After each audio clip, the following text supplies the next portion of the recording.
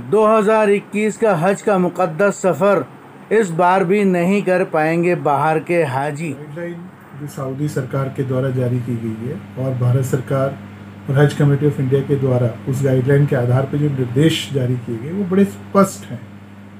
वर्तमान की जो पेंडेमिक और जिस तरह की आपदा है, अगर हम देखें कोविड-19 के लिए जो प्रोटोकॉल्स WHO के द्वारा जारी किए गए हैं और उन्हीं प्रोटोकॉल्स को सऊदी सरकार ने अपनी गाइडलाइंस में, मेडिकल बुलेटिन और अन्य सर्कुलर्स में जारी किए गए। और मैं एक बात ये कहना चाहूँगा कि हज गत वर्ष भी हुआ था सीमित संख्या के लोगों के साथ जो सऊदी में वर्तमान में रह रहे थे और उनके मूल निवासी थे। इस साल उस संख्या को बढ़ाया गया है और जो दूसरी लहर और कुछ नए तरह के म्यूटेंट और वेरिएंट जो हैं वो होने के कारण और वैक्सीनेशन की जो स्थिति है वो भी पूरी दुनिया में आप सबको पता है कि कुछ देशों के द्वारा बहुत तेज़ गति से किया गया है, लेकिन दुनिया के दूसरे देशों में उतनी गति से भी नहीं हुआ और वैक्सीन जो है अपने आप में अभी कलेक्ट करना भी लोगों के लिए एक समस्या है, क्योंकि इस पर काम भी चल रहा है और लगातार नए वेरिएंट भी आते रहते हैं। जो गाइडलाइंस हैं उसके अंदर बड़ा स्पष्ट था कि किस तरीके से उनको क्वारंटाइन रहना होगा, हज से पहले कितने दिन होगा, कौन सा टीका लगा हुआ होना चाहिए, कितने दिन वहाँ उनको रहना होगा, तो और रूम्स में क्या स्थिति होगी कि एक को रखेंगे या दो को रखेंगे।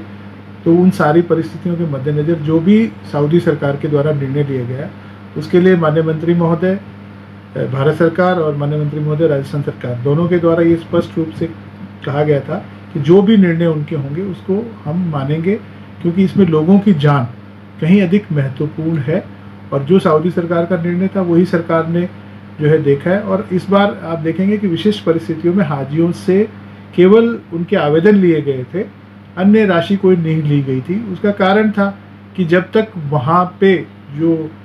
टेंडरिंग की जो प्रोसेस होती है वो सारे जो कार्रवाई अगर नहीं होगी तो कॉस्ट का एस्टिमेशन भी नहीं किया जा सकता था। और विशेष परिस्थितियों में अंतिम समय तक भारत सरकार और राजस्थान सरकार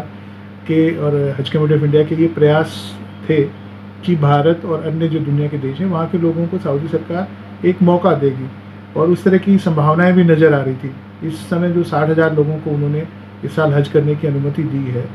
तो वो उसी परिप्रेक्ष्य में था। भारत सरकार और राजस्थान स्टेट हज कमेटी ने अपने स्तर पर तैयारियाँ पूर्ण रखी हुई थी। यदि हमें मौका मिलता तो हम यहाँ से राजस्थान सरकार के निर्देशानुसार सभी हाजियों को हज पे जाने के लिए तैयारी हमारी मुकम्मल थी और हम कोशिश करके उनको समय पर भेज पाते, लेकिन ऐसा संभव नहीं हुआ। वो ये मंजूर है जो भी ईश्वर की या खुदा की बात है कि जिसका बुलावा आता है उसी को हज पे जाना होता है। मुझे लगता है कि इस बार दुनिया के अन्य देशों से लोगों को बुलावा नहीं था, तो वो ये एक सकारात्मक पहलू के साथ में हम कह सकते हैं कि लोगों की जान की हिफाजत कहीं रखना ज़रूरी था। इसी आधार पर सऊदी सरकार का निर्णय लिया गया था।